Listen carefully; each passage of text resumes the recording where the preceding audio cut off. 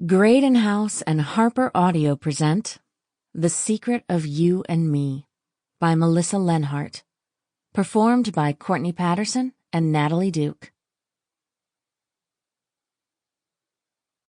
You pierce my soul. I am half agony, half hope. I have loved none but you.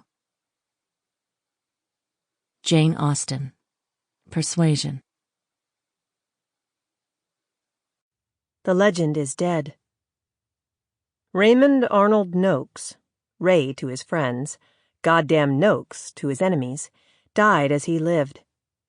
Too arrogant to admit an error of judgment, even as 157 head of cattle took issue with his presence in their drought-scorched pasture. The meth heads who riled the herd to stampede a man who treated cows with respect sometimes lacking toward his fellow man remain at large. Personally, I'd like to buy them a beer. 1. Nora. I never intended to stay away for 18 years. What started as a bone-deep sense of betrayal and shame morphed over time into anger and eventually habit and distraction. When I finally craved my family, needed them, a latent stubbornness I didn't realize resided in me reared its head. To return to Lynchfield, Texas, would be to admit defeat, to see my father's Roman nose lifted in the knowledge I'd been the one to give in, not him. The idea planted me firmly in Virginia, and I waited. Stubbornness and patience, the twin pillars of the Lynchfield Noakeses. I won in the end. Well, it's about damn time. My sister took me in from head to toe, her expression of disdain not diffused through the screen door. The bobby pins stuck through a small hole in the screen to hold notes from missed visitors pointed to her curling mouth like an arrow. Hello, Mary. She opened the screen door and I stepped into my father's house and saw my sister for the first time in 3 years. I'd hoped she would be glad to see me, that she would greet me with her big, toothy grin, but I hadn't seen that joyous and sometimes mischievous smile since her wedding day, and I wasn't greeted with it now. Mary's gaze landed on my duffel bag. I see you're not staying long. I have enough clothes to stay indefinitely. In that?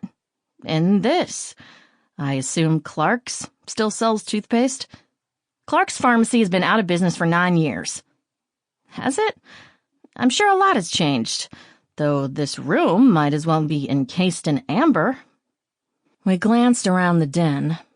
Brown-paneled walls, a 70s-era golden-brown shag carpet which had long since been flattened into submission, a couch upholstered in a waxed cotton of large orange flowers, the last purchase my mother made before she died, a dark walnut side table and matching coffee table stacked with back issues of The Cattleman, Texas Monthly, Texas Highways, and Field and Stream.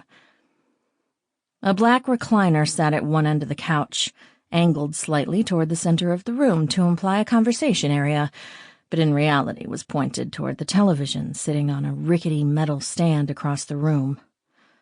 The black leather slashed through the earth-toned room like a deep canyon. I've been trying to get him to replace this horrid carpet for more than 10 years, Mary said. Said it worked perfectly fine and was a waste of money. I suppose he's not wrong. There's hardwood under here, you know. Nora! Jeremy English emerged from the kitchen, a broad smile on his face and his eyes sparkling with good humor. I put down my bag and hugged my brother-in-law. Jeremy, nice to see you. You too. He held me at arm's length. You haven't changed a bit. You just saw me last year, I laughed. It's been 2 years. That long? You've gotten fat, I see. Jeremy was built like a fire plug, short, stocky, and all muscle, which he confessed to me at dinner 2 years earlier he worked harder and Sample complete. Ready to continue?